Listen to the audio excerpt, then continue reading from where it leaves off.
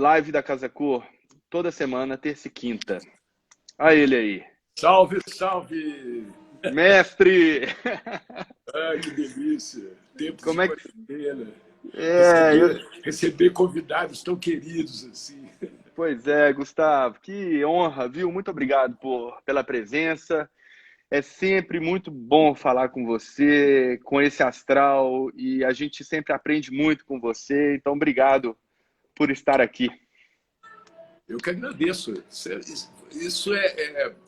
tem que pegar um dia, às 8 horas da noite, era a hora da gente estar em algum lugar, sentado numa mesa, tranquilamente.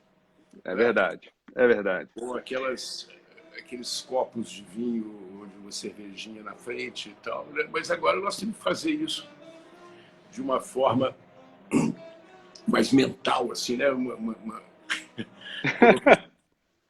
Tem que ter capacidade de transcendência, né? Exatamente. Pelo menos virtualmente a gente promove o encontro, né, Gustavo? É verdade. Pessoal, bom, maravilhoso. Estamos passando de 90 pessoas acompanhando esse bate-papo aqui, Gustavo. E eu queria te primeiro dizer que você é um grande mestre, professor, inspiração para todas as pessoas que fazem arquitetura, design, enfim, todo mundo da área de criativos, né?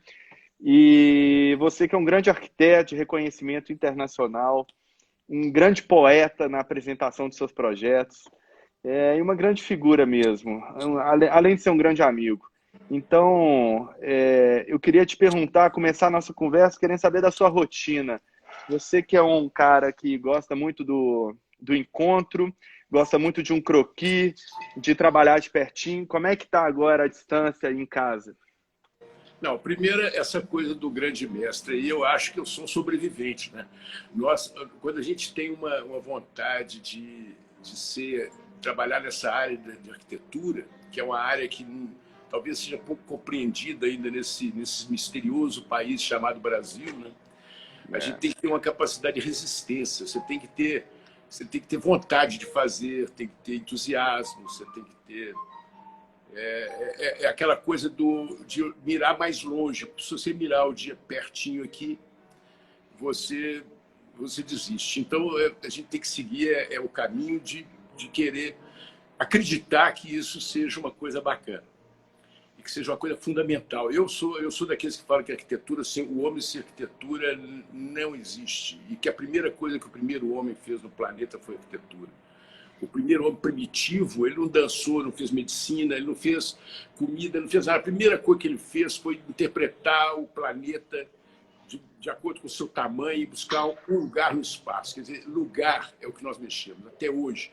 A gente incorpora cultura, né, e ciência e tecnologia, mas nós fazemos ainda a mesma coisa que o primeiro homem faz. Se você repetir aquela cena, você vai fazer exatamente a mesma coisa, porque isso faz parte da nossa estrutura, né, da nossa estrutura constitucional. Agora, esse período aí de quarentena, eu fiz o seguinte: tinha opção de livros lá, que me perguntaram que dia, como é que vai ser. Aí eu peguei os livros todos. Eu já li, eu acho que já li. Eu estou no 15º livro. Imagina que loucura nesse período. Que é isso? Eu estava lendo um por dia, entendeu? Sabe que a culpa jesuítica, que a culpa, assim, nossa. Aí eu fui lendo. Tirou o atraso, né? E depois desenhei muito também, fiz opções de desenho, fiz até os desenhos, assim. O Tony Horta me pediu assim, me dá um desenho aí, eu fiz o desenho pro Tony Horta. Aí eu fiz o desenho pro Fernando Navarro. E eu faço uns desenhos. E depois também... Vou querer um desenho também, vou te cobrar isso. Trabalhei muito. O pessoal lá do escritório, todo dia eu estou aí, né, e falando com eles, e desenhando, mandando desenho e tal.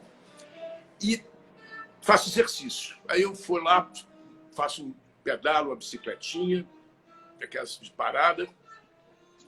A gente está parado, você tem que imaginar tanto dentro do apartamento quanto numa bicicleta ergométrica, você tem que imaginar a sua caminhada, então para você não ficar louco. Agora, quando você quase vai ficar louco, eu tenho um armário ali que eu entro lá dentro, grito pra caramba, saio leve, entendeu? Muito bom, muito bom. A terapia do grito primal, né? Aquele grito de quando você sai de dentro do casulo, assim, Então é isso que eu venho fazendo aí. Muito Mas bem. eu converso muito com meus amigos e eles me chamam, eu chamo, eu mando e tal. Então a gente está sempre se suportando. Eu li agora o Albert Camus, A Peste. Eu reli. Ah, sim. E é Uhum. um livro que você eu falei assim, eu estou lendo o Albert Camus, A Peste, mas agora mergulhado na analogia, né? Eu estou dentro da analogia. Então Exatamente. eu estou dentro do tempo. E tem uma É. frase lá que eu grifei que fala assim: a, a, existem prisioneiros, existe gente mais prisioneira do que eu. Não é? Então eu É. acho que sempre existe alguém que é mais prisioneiro que você. Em qualquer situação da vida que você se vê assim, envolvido por uma circunstância, tem que saiba que tem alguém que ainda está mais prisioneiro que você. E É eu isso acho que a mesmo. gente tem, nesses tempos, eu tenho colocado muito na minha cabeça o seguinte: é um momento de compressão. Olha, imagina a física. A física diz o seguinte: a toda ação existe uma reação igual ao contrário. Não é? É física. Imagina que nós estamos sendo comprimidos, comprimidos, comprimidos, comprimidos, comprimidos. De repente, o que vai acontecer? Uma força igual ao contrária é a catarse. Né? Essa catarse que vai ser, eu não sei, se a gente imagina a maior festa dos tempos. É como se a gente fosse se abraçar, É, 4 meses de abraço devendo, 4 meses de mesa de bar. Eu acho que vai ser 4 meses de trabalho, de reencontro, de retomada de coisas. Então, eu acho isso que eu acho. Eu fico sonhando, às vezes, eu falo assim, gente, mas depois que isso tudo passar, vai ser tão interessante o que nós vamos ser, o que mudou no nosso coração, né? O que a é gente, exatamente. o que mexeu lá dentro com o mundo todo. E às vezes eu penso assim, olha que coisa louca. Qual entidade no mundo, na história, em tudo que você vê e contempla, é capaz de fazer isso?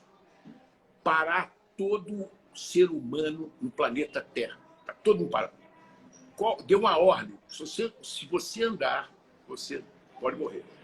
É uma coisa que tem uma força, né? Uma força maior aí que você é capaz de. Então é um momento muito interessante que nós vamos ter que pensar muito sobre esses tempos, o passado de nós que erramos muito, o presente de nós que está comprimido, nós estamos revendo nossas coisas, e o futuro que nós não podemos ter nem ideia de como será. Nós podemos só achar que nós vamos um dia celebrar a saída do casulo, né? Pelo menos é isso que a gente espera. Belíssima reflexão, Gustavo, porque o momento é único, pelo menos para essas gerações de agora. E a gente tem que sair dessa com mais respeito, né? Com mais respeito aonde a gente está vivendo, a Mãe Terra e as pessoas ao nosso redor. Aquela coisa, né?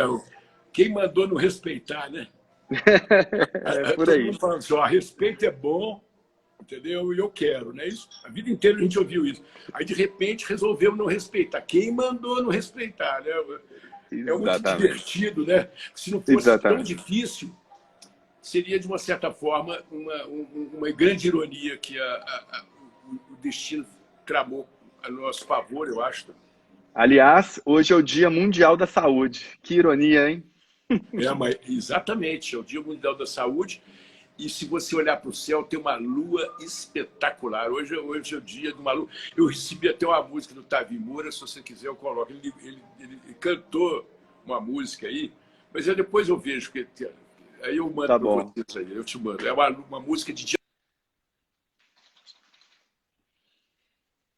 Ih, peraí que eu travei. É uma coisa deliciosa. É aqueles serenatas de Diamantina e que fala dos cantores da noite musical da nossa Diamantina maravilhosa. Muito bom. Ô, Gustavo, vamos falar um pouquinho da sua trajetória. Trajetória profissional espetacular. O que você tem de memória? Como é que você pode resumir essa sua trajetória tão espetacular como arquiteto, como artista? Olha aqui, eu gosto de tirar os adjetivos aí, entendeu? Trajetória espetacular, é trajetória. Eu acho que sempre a gente tem que pensar o seguinte: quando eu nasci, olha que coisa interessante, o meu pai foi pioneiro de Brasília. Meu pai, ele tem uma foto lá no meu escritório, que é meu Roberto Pena, meu pai, do lado do Oscar Niemeyer construindo o Catetinho. Ele que construiu o Catetinho, não é? Então, ele estava do lado do Oscar Niemeyer. Os dois estão lá, jovens, idealistas, num momento mágico da vida dos dois, construindo a capital do país. Um negócio, um desafio impressionante, né? Então, eu venho desse momento. Pampulha, na minha cidade, a Pampulha estava aí. Quando eu nasci, a Pampulha já tinha 15 anos, né? Então, você imagina, eu sou vivenciando todas essas histórias. Aí eu fiquei ali naquela minha casa, eu morava numa casa aqui na Rua Antônio Buquerque, 867, telefone 23550. Pertinho da Dulce, do Rex Bibede, da Livraria da Rua. Era ali, eu nasci ali. Chovia, fazia umas enxurradas, eu navegava nas enxurradas. Aquela coisa toda de brincar, mexer com parafuso, de fazer carro de rolimã, fazia papagaio, eu fazia uns papagaios, tinha um canivetezinho para fiar taquara, eu fazia aqueles bambuzinhos bacanas. Meus papagaios, eles eram aqueles que dobravam assim, sabe? Quando você puxava na manivela, ele fechava o corpo dele. Isso tudo é uma prática deliciosa que aconteceu na minha infância. Então, eu acho que daí, naturalmente, eu vendo meu pai, aquela coisa de Brasília, aquilo me onçou, vamos dizer assim, como diz Guimarães Rosa, né? Aquele sentimento me onçou. Muito bom. É como se ele me tomou conta do meu treco, né? E aí eu comecei, olha aqui, os desenhos meus são os primeiros desenhos que eu fiz, eu tinha 12 anos, você imagina, não é muito precoce, não, já 12 anos, já é para você tocar violão, violino, maravilhosamente bem. Então, eu fazia os croquisinhos e tal. Mas aí fui naturalmente me encaminhando e tive essa abençoada Escola de Arquitetura do UFMG, que na época que eu estudei lá, tinha Silvio Vasconcelos, tinha o Rafael Ardi, tinha o Cuno, Roberto Maurício Luci, e Humberto Serpa, e figuras que são maravilhosas, e vários outros que eu vou me esquecer, mas são pessoas que tinham um amor pelo fazer arquitetônico, mas uma paixão por aquilo, que de alguma maneira aquilo te ensina não é fazer como eles fazem, mas é a vontade de sentir o que eles sentem, sabe? É mais ou menos o seguinte: ele deve estar gostando muito disso, então deixa eu tentar entender. É mais ou menos essa curiosidade. E aí eu fiz o curso de arquitetura e comecei muito antes de formar. Eu não fiz estágio nos escritórios, porque eu fiquei picaretando, eu fazia uns projetinhos de reforma, fazia umas coisinhas assim, e aí foi daí que eu vim tocando. E tive grandes parceiros, grandes sócios, muita gente trabalhou no meu escritório comigo, são pessoas que eu amo profundamente, colegas de profissão. Eu me perco de falar aqui, alguns já se foram, né? Que eu sinto a saudade avassaladora disso, que eu até choro de tristeza, de saudade, porque a gente perde, não perde só a pessoa, não, você perde toda a dimensão existencial da pessoa, né? É ela e a energia agregadora que vem junto, né? Então a gente perde isso, mas ganha também outras figuraças, né? E sempre ganha convites de fazer encrencas deliciosas, né? Que a gente adora. Excelente, Gustavo. Bom, vamos dar exemplo aqui de alguns projetos. Você estava falando um pouquinho dessa reflexão do passado, do que vem para o futuro. E você tem aqui uma apresentação de um projeto que é um encontro entre passado e presente que garante a preservação da história para o futuro, o Museu de Congonhas. Conta um pouco desse projeto, eu tenho algumas fotos aqui para a gente mostrar, porque é um projeto, só te dar a minha impressão, Gustavo, um projeto que tem, assim, uma implantação tão bonita, eu acho que talvez seja a primeira característica que chama minha atenção, da maneira que ele foi implantado ali, tem o próprio declive natural do terreno, um diálogo extraordinário com o barroco, com o contexto do local, tem o ritmo, tem Aleijadinho ali do lado. Então, assim, é muita história boa para esse projeto, né? É muito forte, né? Porque eu acho que pouca gente sabe, mas quando eu tinha 19 anos, eu fiz estágio no Patrimônio Histórico e Artístico Nacional. E eu fui para o Rio de Janeiro, lá no Palácio Capanema, hoje Palácio Capanema, era Ministério da Educação, acho que é Ministério da Educação e Cultura. Não, porque naquela época, você imagina, o prédio tinha o patrimônio histórico no andar inteiro. E o Renato Soeira era o diretor do Patrimônio Histórico. E dentro da seção onde eu trabalhava, me coordenando os meus trabalhos de estagiário, tinha um senhor de Pancinê, que chamava-se Lúcio Costa. Nossa Senhora! Costa, ele ficava mais ou menos a 10 metros de onde eu me assentava. Estava lá o Lúcio Costa e eu via todo dia, ali eram as divisórias baixas, de madeira até a altura da mesa, e da mesa até mais ou menos 1,80 era de vidro, aquele vidro fantasia, aquelas portinhas ali. E o andar é completamente livre. Você viu o andar inteiro e aquelas divisórias, naquela época não havia essas divisórias que você vê, contrata, pronto, elas foram feitas para ali. E o Lúcio Costa ficava ali. E eu não ia mexer com ele. Mas de vez em quando ele queria alguma coisinha, então me chamava. Eu era boy, né? Eu ia lá. Então, aí um dia de sair da sala dele, um dia ele me chamou até pelo nome. Nesse dia, você imagina o que eu senti.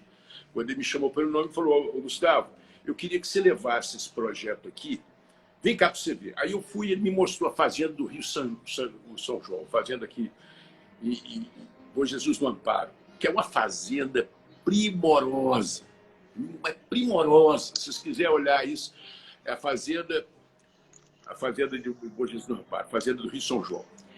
Ele me mostrou essa fazenda e falou: olha a maravilha, a fazenda tem uma capela, ela tem uma roda de água para uma usina que vinha canalizada com o Rio do Alto, rodava dentro da fazenda, o espaço interno da fazenda todo varandado, formando um pátio central, e as fachadas eram todas alinhadas não havia beiral na frente, era uma grande área calçada, porque aquilo era meio entreposto.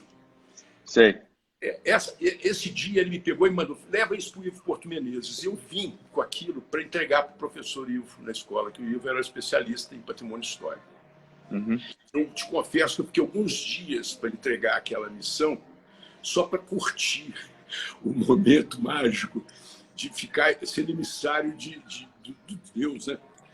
Aí o dia entreguei para ele e foi essa experiência da minha vida. Então, o patrimônio histórico. Agora, você imagina que esse sujeito que teve essa experiência, que aprendeu o valor do nosso patrimônio maravilhoso, chegar em Congonhas, que é a grande obra do mestre Aleijadinho, é o maior artista das Américas. É verdade. Fez um museu de sítio. Ali, nós temos ali os Passos, que tem as obras de mogno, cedro mais lindas do Aleijadinho. É lindo, lindo, lindo. Você vai nos Passos da Paixão, depois dos Profetas. E a proposta era fazer uma coisa do lado que não incomodasse, né? Que não quisesse ser narcísico. O meu amigo Aquiles Maciel, meu grande amigo arquiteto, ele fala o seguinte: existe a arquitetura do sim, a arquitetura do não e a arquitetura do talvez. A arquitetura do sim é quando ela é tão narcísica que ela toma conta da cena. Existe a arquitetura do não quando ela esconde tanto que você é incapaz de perceber que ela está ali. E a arquitetura do talvez, que às vezes se esconde e às vezes, em momentos muito especiais, ela se faz presente e define a posição. E eu quis fazer isso lá. Essa arquitetura que você às vezes não percebe, mas às vezes você percebe. E quando você percebe, ela tem força força iconográfica, de revelar o tempo onde ela foi feita. Não é fazer, aqui não é barroco, não tem nada de barroco, é uma coisa, mas tem as paredes brancas, usa a linguagem, usa o silêncio, e é uma coisa que eu gosto muito, desse silêncio, assim. É um silêncio que hoje em dia nós temos que viver com ele, e a gente tem que saber viver com silêncio para saber falar também, entendeu? Então, eu acho que foi muito importante na minha carreira ter feito esse museu, porque é um trabalho coletivo, com a Laura, minha filha, lutou para aquilo sair, aqui a Jurema Machado, as pessoas do patrimônio histórico são tão importantes nesse trabalho. Você não pode imaginar como foi difícil a comunidade. O padre não queria muito, foi para convencer. É difícil, quer dizer, não é uma coisa que sai naturalmente como se fosse todo mundo percebe que é uma coisa boa. Muita gente, às vezes, percebe de uma forma equivocada isso, entendeu? Então, É foi verdade. muito importante. Agora, o museu ainda tem que fazer, tem coisas ainda. Porque os profetas ainda estão lá, os profetas estão fazendo 300 anos expostos à chuva de pedra. Chuva de granizo, né? Ou de granito, como diz alguns. As pedras hoje são maiores. É verdade. O vandalismo, como sempre esteve, mas o vandalismo hoje eu não sei, porque hoje o pessoal sobe no profeta e tira selfie. Né? Você está brincando. É uma coisa horrorosa. É difícil. Depois você tem ainda chuva ácida, aquelas coisas de poeira das minerações e tal. Então, você vê a face dos profetas assim, existem alguns. Então, a gente tem que cuidar disso, né? Não tem mais outro. É pedra sabão, é uma pedra macia, não é um granito, sensível, não é uma água de cara. É muito frágil aquilo. E o Aleijadinho é tão exuberante, ele nos deu o nosso caráter de artista. Ele diz que essa face morena do Brasil, do fazer popular a partir de uma matriz europeia, mas foi tão bem assimilado pelo Aleijadinho que os modernistas por lá olharam para aquilo e falaram: gente, não há nada mais moderno que Aleijadinho, porque ele já começou a deformar. Quando ele queria que o centurião fosse mau, ele aumentava o queixo do centurião, ele punha as bochechas. O centurião é uma caricatura de um ser humano. Então, imagina que ele fazia isso para tornar o centurião mais perverso, mais cruel ainda. Né? Isso é próprio do impressionismo e da modernidade, é a liberdade de linguagem. Obra-prima, Gustavo. E existe um estudo das réplicas, não é isso? Isso aí é um processo muito interessante, porque vem um scanner e faz como fosse um levantamento topográfico da peça. Então, você imagina que está um profeta aqui, ó, o profeta aqui, vem uma máquina aqui, ó, e lê todas as imperfeições, todos os detalhes da peça. E aquilo fica guardado na memória do computador. Então, pega-se uma pedra, sabão, do mesmo tamanho do profeta, e pede as pontas de erosão que vão esculpindo a pedra, e elas reproduzem fidedignamente o que é o profeta lá, inclusive até com as quebras, algum vandalismo histórico, porque tem vandalismo lá de 1800, 1905, eu já vi lá. Você vê, quer dizer, é horrível, nós não podemos permitir isso. Né? É verdade. Então a gente tem que tomar uma posição, porque senão a gente paga o preço quem? Quem que vai dizer que não, né? Que foi a minha culpa? Porque a culpa é de quem? Exatamente. Eu depois vou contar o caso do profeta. Vai, pode contar. Não, é porque eu brinco muito, gosto de fazer essas brincadeiras. Eu comentei com um amigo meu uma vez que eu estava ali ouvindo a paisagem ali nas escadarias do Santuário Bom Jesus Matosinhos. Né? E aí eu vi um cutucou pelas costas, eu fui olhar, era o Jonas, o profeta Jonas. Aí eu falei assim, ele falou assim, eu tenho te visto muito por aqui, o que você está fazendo? Eu falei, não, eu estou fazendo um projeto aqui da igreja, aqui no museu aqui embaixo e tal. Ele pegou e falou assim, eu vou te contar uma profecia. Aí ele agachou, eu agachei assim, ele pegou e me cochichou no ouvido. Aí eu faço, cada dia eu conto uma história, você tá entendendo? Então, Tá bom. aí eu vou contar que o coronavírus vai acabar, que ele falou. Entendeu? Vai Isso. acabar e nós vamos ficar tranquilos, nós vamos ser absolutamente felizes, vamos voltar a nos encontrar. Excelente. Muito bom.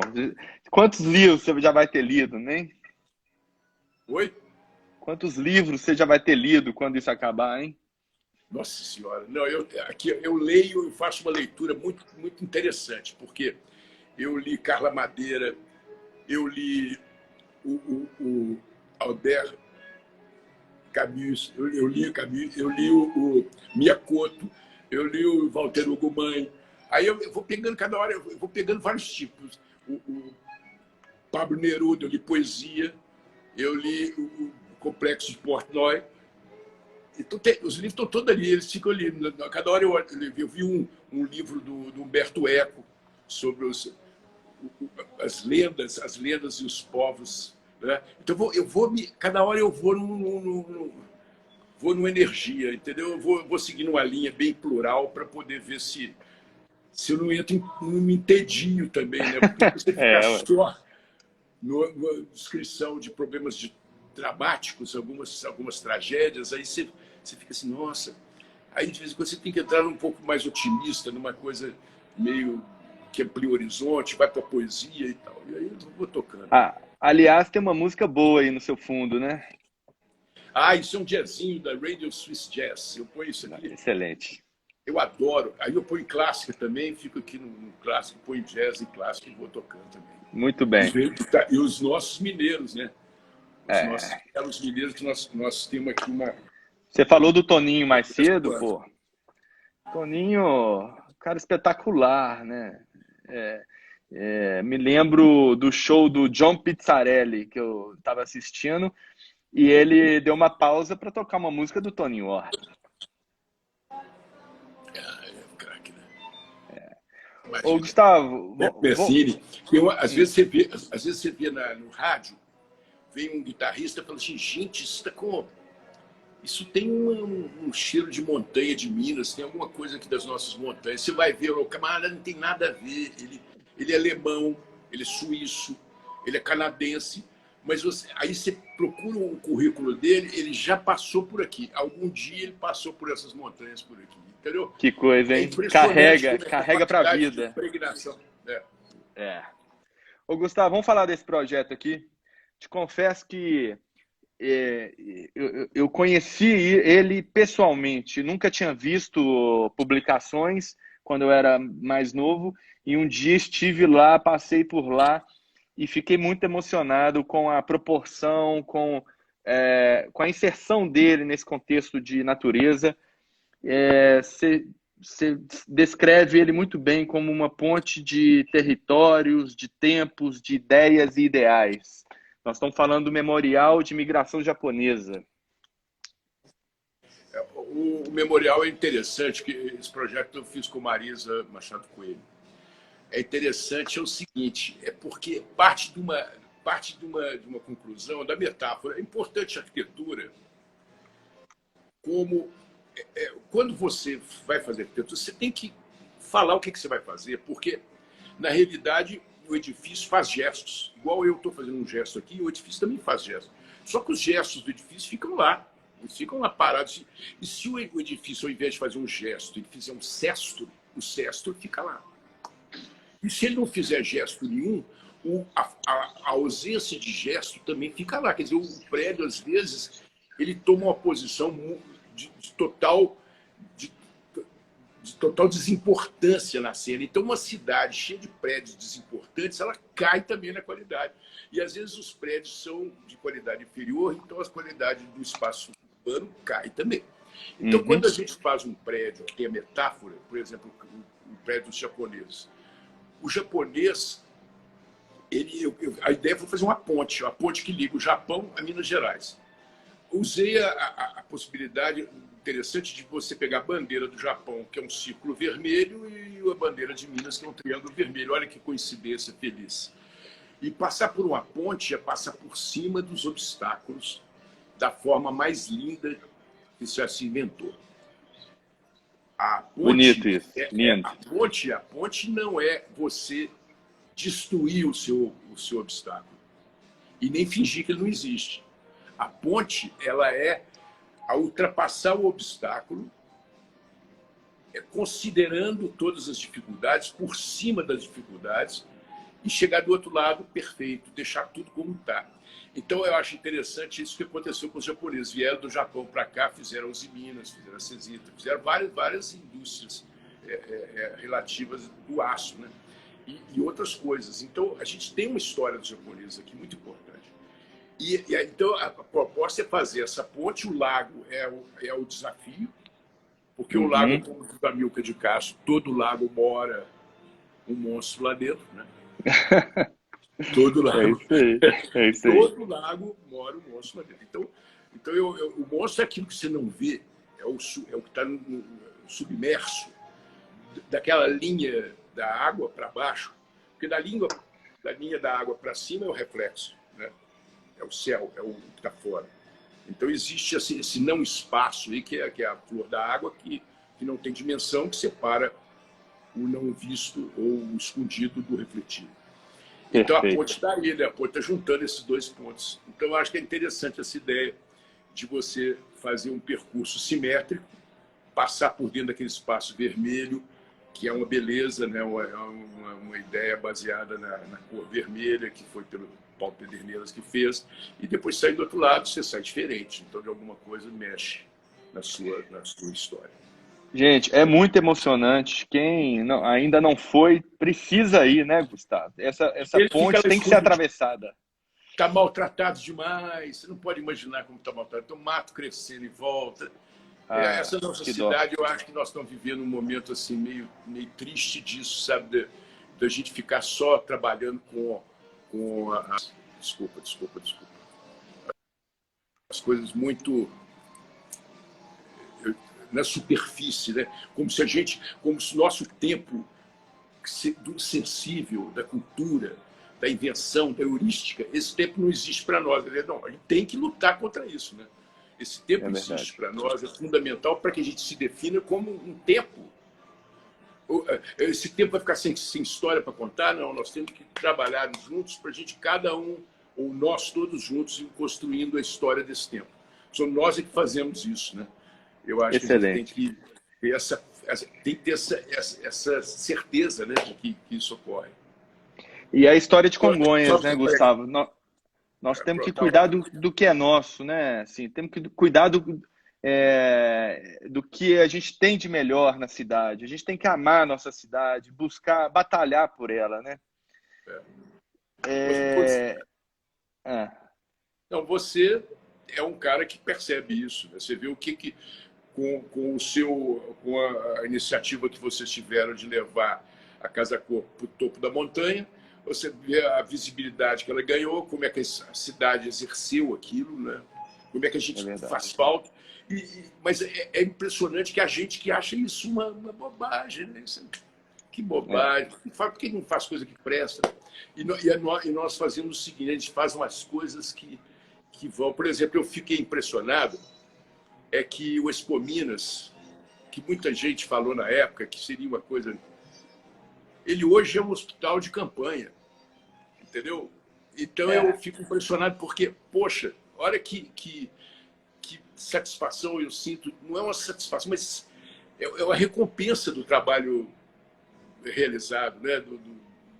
Porque lutamos por fazer a Expo Minas. O Expo Minas funcionou, ele sediou o BID, o Banco Interamericano de Desenvolvimento, ele trouxe muita coisa, ele mobilizou muito a cidade, ele ajuda a rede hoteleira na cidade, e agora que nós não temos nada de uso para ele está servindo de hospital da melhor maneira possível, porque nós trabalhamos aquele sistema de canaletas, de galerias, e fizemos um negócio direito, fizemos uma coisa que tem entrada independente de operação e de público. São coisas diferentes, está bem trabalhado, o ar-condicionado está lá, a acústica é boa, de maneira que aquilo está funcionando. Então, eu nunca imaginei na minha vida que o Expo Minas pudesse virar um hospital. E ele virou um hospital e vai ser funcionar, né? Certamente. Mas o que eu senti, as pessoas me dizem que eles ficam surpreendidos com a infraestrutura que tem ali.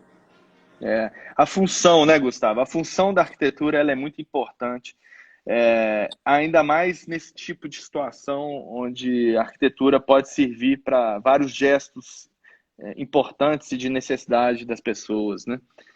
A É, arquitetura faz o caráter do povo. O povo é, que não tem sua própria arquitetura ele tem que copiar de alguém. Se eu não fizer a nossa arquitetura, eu vou copiar de quem? Eu vou ser um arquiteto. A Minas Gerais agora é japonesa, então é paulista. Não, pode ser o seguinte: não, Minas não existe, não vão ser paulistas, porque é mais chique. Mas, pô, peraí, nós temos Aleijadinho, nós temos uma história aqui da arquitetura de Minas Gerais, que é uma arquitetura exuberante. Mas, contemporaneamente, nós tivemos professores da escola de arquitetura que fizeram maravilhas, não é? E nós temos um estilo nosso, que nós temos paternidade, nós temos. O que eu digo é o seguinte: a gente tem o DNA, o genoma, né, da mineridade. Eu acho que eu não tenho nenhum motivo para trocar meu genoma por outro, sabe como é que é? Eu gosto, quero ficar com ele, mesmo porque eu acho que se eu fizer algumas experiências genéticas comigo, eu tenho medo de sair alguma coisa muito equivocada. Já deixa eu controlar isso que eu estou sabendo aqui, né? é isso aí. Mal e mal. Olha, Gustavo, o nosso papo ele é rápido, de 30 minutos, mas tem tanta gente pedindo para a gente continuar. Você topa? Topo? Então Então vamos mais vamos um lá. pouquinho. Vamos mais um pouquinho que eu quero mostrar um projeto que tem uma potência volumétrica maravilhosa, que é esse aqui, ó. Nós estamos falando do Monumento à Liberdade de Imprensa. Que assunto, que tema mais importante, mais adequado, inclusive, para os dias de hoje. E eu gosto muito da definição dele também, que é a seguinte: é um gesto feito de vidro, límpido, sólido, mas delicado como a liberdade própria. Conta aí. Isso aí assim, eu sou brasileiro, não desisto nunca, né? Isso aí foi um projeto que eu fiz. Sinceramente, eu sou tenho um problema de data na minha cabeça. Eu não sou bom de número. Então, eu sei que tem aí uns 15, 20 anos, entre 15 e 20 anos, que eu fiz esse trabalho. Fiz para a FENAGE, Federação Nacional dos Jornalistas, fica no Eixo Monumental de Brasília, perto do Museu do Índio e o Memorial JK. Está lá, o lugar está lá, prontinho, com fundação pronta. Já começaram, já fez as escavações, já cravaram as estacas de fundação, está pronto. Aí, de repente, para. Aqui, 1996, tá? Meu amigo, o Zé Aparecido de Oliveira, tinha uma frase que dizia assim: aqui no Brasil, os acontecimentos se recusam a acontecer. Então, principalmente acontecimento de cultura, assim, é muito raro. Desde Brasília, lá com o Juscelino, que fez aquele que fez, você vê como é difícil você repetir um momento de construção num país que precisa ser totalmente construído. Porque o Brasil é uma nação em construção. Nós não somos já no final da história evolutiva e civilizatória. Não, nós estamos num processo de construção de um caráter de nação que incorpore tudo isso, que é essa pluralidade mágica que é o Brasil. Mas a gente tem que fazer arquitetura com cara brasileira. Nós temos a música com jeito brasileiro, como Villa-Lobos fez, Tom Jobim fez, e aqui foi Milton Nascimento fez, e Tony Horta fez, e Tavi Moura fez. Quer dizer, esses caras fizeram. E aí tem aí o Loborges e tal. Eu não canso de ouvir o Beto Guedes, essa coisa maravilhosa. Eu sou meio encantado quando eu vejo isso. Eu falo, gente, como eu vivi nessa época desses caras maravilhosos que foram. Então, os de antes e os de agora. Mas é isso. Eu acredito nisso. Eu acredito nessa construção. Eu acredito nisso, entendeu? Uhum. E isso me entusiasma. Então, Excelente. esse monumento é o seguinte: o monumento é mais metáfora também. Então, tá lá, metáfora. Aí, mais uma metáfora. Por que o monumento é de vidro? Porque a liberdade de imprensa ela pode ser quebrada. Por que que o movimento tem essa forma? Porque são dois tempos. O primeiro tempo, essa base maior, ela está ligada ao chão, igual o fato. O fato, o jornalista não pode mentir. A base do exercício do jornalismo é a verdade. O fato é a verdade. Então, colado no chão, porque ele colado na verdade. O chão é a verdade, é a realidade. Não é? E um outro momento é o momento da interpretação e da opinião que escapa do volume. Então, são dois tempos nesse volume e eu acho que esses dois tempos formam a ideia da liberdade. Quer dizer, verdade, né? Verdade do fato e liberdade. E eu acho muito também o seguinte, que a liberdade de imprensa não é a liberdade que o jornalista tem de falar o que quiser de mim ou de qualquer coisa. É a liberdade que eu tenho, nós, qualquer cidadão tem, de ter acesso à informação, ter acesso, ter direito à opinião, ter direito a... É um direito. Então, eu acho que isso é interessante nesse sentido também, que a gente olha, porque dá a impressão de que estão lutando, não é uma coisa do homem comum, né? Isso é nosso, é uma coisa que nós não podemos abrir mão. Então, nesse sentido, eu gosto de ver esse monumento que tem essa brincadeira. E lá embaixo, no subterrâneo, tem o primeiro jornal impresso, brasileiro impresso, que é o Correio Brasiliense, com C, que é o nome emprestado lá de Brasília, mas é o primeiro jornal que foi impresso em Londres. Era um jornal, um jornal revolucionário, um jornal, entendeu, que criava, antagonizava com o status quo, né? Então, eu acho que basicamente é isso. Isso aí está para ser feito, às vezes quase aparece, mas eu acredito que um dia, em outras circunstâncias, entendeu? Aí ele surja para materializar um conceito. Porque, repara o seguinte, a arquitetura ela tem essa dimensão de materializar conceitos abstratos, porque dá visibilidade a coisas que não são visíveis. Às vezes ela dá visibilidade a coisas visíveis, quer dizer, ela aumenta a visibilidade, ela enquadra uma paisagem, ela cria um negócio que aumenta a visibilidade. Mas às vezes ela consegue sintetizar numa forma um conceito. E eu acho que ao fazer isso, ela cumpre uma missão muito importante na nossa... Que é como se você tivesse uma voz arquitetônica, uma linguagem, né? Você vocalizasse tridimensionalmente um sonho, uma percepção, sei lá, um ideal, um valor que você quer mostrar que ele é importante na nossa vida, no nosso dia a dia. Muito bem. A arquitetura tem justificativa, né? As formas não são vazias, né? Elas carregam uma história, um porquê, e as pessoas não podem esquecer disso, né, Gustavo? Me fala uma coisa, mudando de assunto aqui. Que boas lembranças você tem de Casa Cor? Como é que é essa história sua? Você tem... Deixa eu lembrar aqui, ó. 99, você fez Casa Cor. 2009, 2019. Além de vários encontros bons entre bons amigos lá. Porque eu tenho um projeto que eu adoro. A primeira é bem traumática. Eu tive um acidente e eu ia lá de cadeira de roda, imagina, que coisa louca. Nossa Senhora!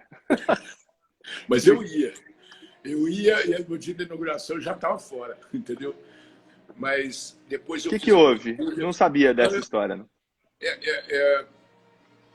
Foi em Buenos Aires, eu estava dentro de um táxi bateu, eu não senti nada no rosto, mas me atrapalhou na perna. Mas isso está certo, meu filho. Isso aí é aquele negócio, me ajudou a pisar nesse chão devagarinho, né? Não é isso? A gente tem que... Tudo isso assim, ensina a gente a caminhar, né? É verdade. E aí foi... Mas a Casa Cor sempre eu achei um lugar muito interessante para experimentação, para provocação, porque como é pequeno formato, o valor que você despende para fazer aquilo não é tão grande como se você vai editar um grande edifício. Você vai fazer um pequeno formato. E dentro daquele pequeno formato, você pode exercer o máximo da invenção. Você pode se atrever, mesmo que você use o funcional, você pode se divertir também né, mandando algumas mensagens. E eu acho que sempre foi isso. E quando é assim, é mais gostoso, porque você fica...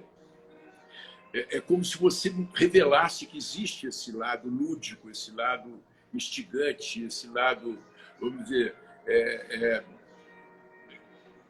que quase que uma narrativa, né?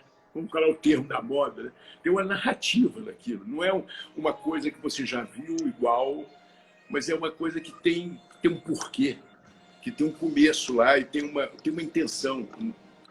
Eu gosto dessa ideia de brincar, sabe? Porque é uma oportunidade, a gente tem raras oportunidades de fazer uma coisa divertida mesmo, porque nós vivemos uma sociedade que comprime um pouco essa ideia nossa sabe assim, a gente tem que ter o utilitário, o que vai funcionar no dia seguinte. Agora, com esse coronavírus aí, eu acho que nós vamos rever muita coisa disso, de ficar nessa vontade de que tudo tenha um resultado imediato. Eu acho que nós temos essa visão, nós temos que rever toda essa história. Né? Muito bom. Tem elogios aqui da sua trilha sonora, que eu já te elogiei hoje também. Eu achei que vocês iam gostar, sabe por quê? Porque normalmente fica duas pessoas conversando assim, ó, a gente queria convidar todo mundo para a mesa, e não tem jeito. Então você põe uma musiquinha, parece que tem outras pessoas ali do lado e tal, então dá uma... É isso aí. E tá gostoso. Ô, Gustavo, não erra, não. A pontaria é ótima. Olha só, esse projeto é muito interessante porque é um pavilhão pequeno, mas com volume pesado, literalmente, porque é de concreto, agora com os furinhos e tal. E dentro ele abrigava uma tela, pelo menos uma réplica do Burle Marx, que é o esporte, que fica dentro do Yacht Club, futebol, né? O futebol era homenagem ao futebol. do mundo. Essa tela aí é exatamente do tamanho da tela original, entendeu? Uhum. Então você pode reparar que as cores estão fidedignas. Isso foi feito uma perfeita. Isso o João Grilo fez aí um sujeito que foi preciso. As cores são precisas, né? Por quê? Porque era para ser a tela de verdade. Aí o PIC foi lá e impediu que a tela fosse transportada para aí, porque ela seria removida de alguma maneira, até para reparos e tudo. Então, nós fizemos esse negócio de repente para você ver. Agora, essas perfurações são as curiosidades, né? É uma coisa modernista que a gente usa. É interessante que essa caixa não apoia no chão, ela está flutuando, os perfis estão soltos da parede. Então, de maneira que o gramado entra lá para dentro, forma o desenho, sai e a tela está lá. Então, é como se fosse exatamente isso mesmo. Você pegasse da paisagem uma caixa, recortasse para dar uma luminosidade correta para que você possa observar a beleza do quadro. Que é uma beleza. Lindo. Espetacular. Não posso deixar de mostrar ano passado, porque a sala do Palácio das Mangabeiras, eu sei que o Palácio, você deve ter boas histórias lá, já deve ter frequentado, mas essa intervenção, ela é muito interessante, claro, com as suas parceiras, a Tininha e a Laura, sua filha, mas ela tem essa brincadeira do orgânico, do carpete, né? E, no fundo, o Lucchese com quadro sob medida, né? Aí são homenagens, né? Eu acho que a forma do tapete é uma forma niemeyerisca, vamos dizer assim. Eu tive, inclusive, com a neta dele aí, né? Ana Lúcia, nós sentamos na sala e fizemos um bate-papo delicioso. Eu sou membro do Conselho Curador da Fundação Oscar Niemeyer, né? Então, eu tenho fui convidado por eles. Então, é uma coisa que eu tenho muito orgulho disso. Depois colocar o grande Fernando Lucchese, que é uma figura maravilhosa, um dos caras que influenciaram minha visão de arte, com quem eu convivi quando eu tinha 28 anos de idade, não conheço o Fernando desde essa época, então é uma vida de ver a história toda. E depois uma homenagem ao Carico, né? Ao meu querido arquiteto, amigo querido, que nós perdemos e que me dói tanto a perda dele, foi essa cadeira, que é uma cadeira que eu tenho já de design. Eu fiz o prolongamento como se fosse uma escada, Stairway to Heaven, né? em que ela se prolonga e chega no espelho, no teto, como se a gente fosse um dia se encontrar subindo por essa escada. É interessante porque o Portinari, o filho do Portinari, João Cândido, ele viu esse desenho e falou: senhor Gustavo, eu tenho um quadro do meu pai que parece com essa cadeira sua. Aí ele foi lá, buscou a cadeira, e eu queria que vocês até reparassem, se chama, eu acho que é a escada de Jacó. A cadeira, eu não sei se o quadro chama escada de Jacó, não me foge a memória, mas a escada de Jacó é a escada que os anjos subiam para o céu. E ele faz essa escada, que são exatamente essas risquinhas fininhas, mais ou menos na mesma proporção, e os anjos vão subindo para o céu. E aí a escada que anjo sobe e desce, né? O grande encontro com o alto, né? As alturas. É interessante como é que é muito parecido. Achei interessantíssimo essa coisa, imaginando que o meu querido Carico estivesse também nos recebendo lá, recebendo pelo menos o nosso carinho todo e a nossa saudade, né? Ô, Gustavo, tem gente pedindo aqui para você mostrar o seu home office. Como é que tá aí? Tá bagunçado? Olha, eu vou te falar uma coisa, como é que está aqui. O meu computador tem uma câmerazinha em cima, então eu peguei aqui uma escultura do José Bento. Pensa bem que interessante. É uma escultura maravilhosa, que é uma base aqui eu estou vendo aqui, um jacarandá, em que ele corta e coloca no final e termina com umas bolinhas. Eu peço, mostra aí. Por favor, você me perdoe fazer isso. Mas aí eu coloquei aqui, coloquei aqui uma fita crepe e preguei isso de toda maneira que eu estou com uma câmera, um tripé maravilhoso aqui, artístico, entendeu? Sensacional. Entendi. Então ele está aqui. Então, aí se eu tirar daqui, eu vou demolir toda essa estrutura. Você me diz assim, prende a câmera, porque senão você vai ficar balançando com ela. Então eu fiz assim, eu descobri isso aqui, coloquei aqui no negócio. E parece que está funcionando. Aqui atrás, então, o Luquezzi, entendeu? Ah, tá Luquezzi aí. Muito bem, muito bem. Não é? E tá aí, ó, tem as coisas aqui tudo em volta. Esse aqui meu home office é o seguinte: como eu não trabalho em casa, eu tive que aproveitar uma mesa lá no outro quarto ali, fiz lá uma coisa, e às vezes eu vou no computador, às vezes fico no iPad, às vezes fico eu desenho no celular mesmo. Eu tenho uma canetinha que desenha no celular, sabe? Aí eu faço um croquisinho, mano. Muito bom. Eu fiz o desenho do Tony Horta, eu fiz foi no iPad. Foi no iPad? Eu estou fazendo esses desenhos. Eu acho que era uma coisa interessante a gente circular, talvez, desenhos colocar online os desenhos, por exemplo, desenhos da quarentena, né? É verdade. Desenhos que transformando dor em pulsão de morte, pulsão de vida, né? Aquela coisa de você joga para fora, joga para frente. Ó, Gustavo, estamos no tempo limite. Vou dormir, você não dorme, não? Estamos no tempo limite agora, porque a live dura 1 hora no máximo. Eu queria te agradecer, a sua companhia é sempre muito agradável, as suas histórias e esse bom humor seu. Espero tomar uma cerveja em breve com você. E manda uma mensagem para tanta gente que acompanhou a gente aqui. O que você tem a dizer aí?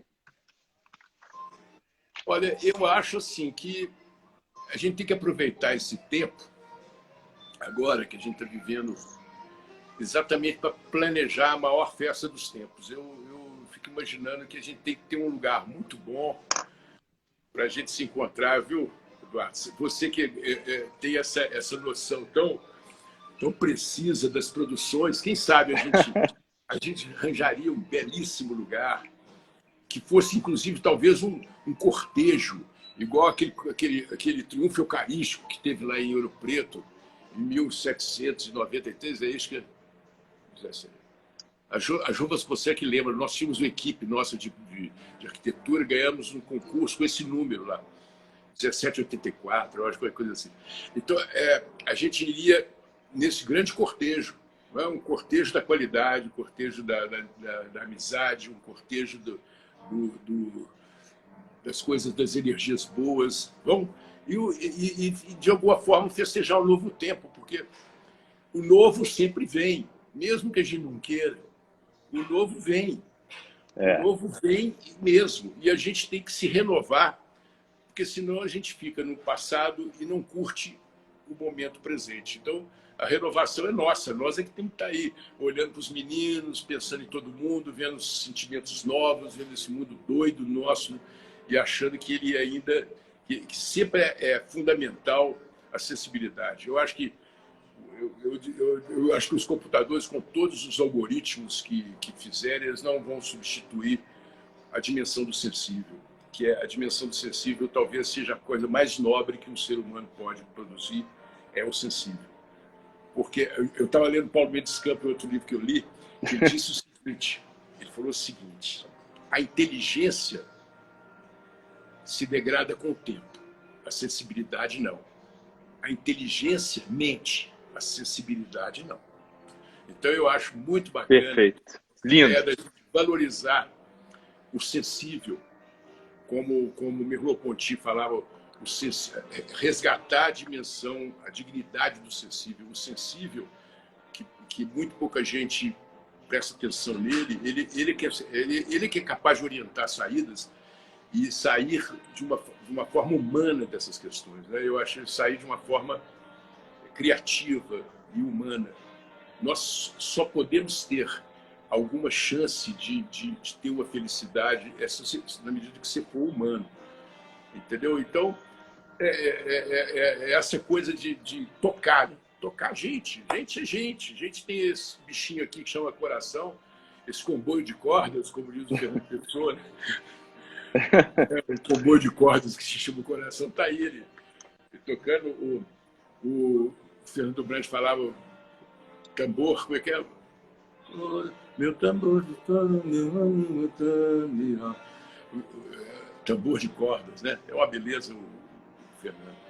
Então, estamos aí, meu querido amigo. Olha, eu gostei demais de conversar com você. Você está com a cara ótima. Você está morrendo, você está tomando sol. Hein? Eu estou tomando sol. Eu estou branquelo, estou vendo aqui que eu estou branquelo. Pega um sol aí. Porque você tem uma luz, você já treinou aí com a sua luz, eu não, eu estou aqui numa luz toda esquisita. Você foi perfeito, Gustavo. Com luz de computador. Olha, o vídeo vai cair agora. Tá Beijão. Bom. Um beijo. Fique bem. Aqui, ó, todo mundo, se cuida. Todo mundo, e manda as coisas para mim que falaram aí, tá legal? Te mando, você vai responder todo mundo. Um abraço, gente. Muito obrigado. Que live maravilhosa. Tchau.